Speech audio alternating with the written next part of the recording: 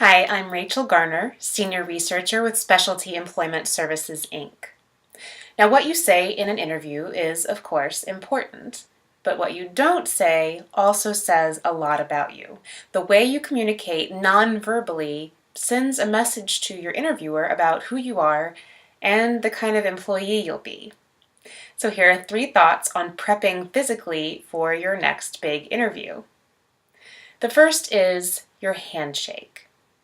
Now, too weak a handshake makes you seem like you're not going to be a confident employee, but too rough a handshake seems overly aggressive and can be really off-putting. So you want to practice a brief but firm handshake that's accompanied by a pleasant smile, which helps to soften the whole thing.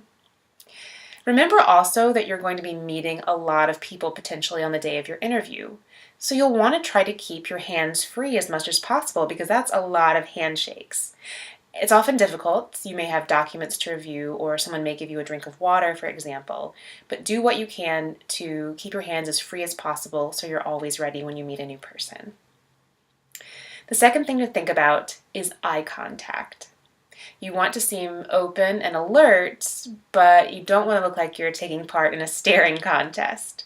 Your nerves can make you either avoid eye contact sometimes, that can make you look shady, or become overly focused on staring into the eyes of your interviewer, and that can give you that sort of deer in the headlights look.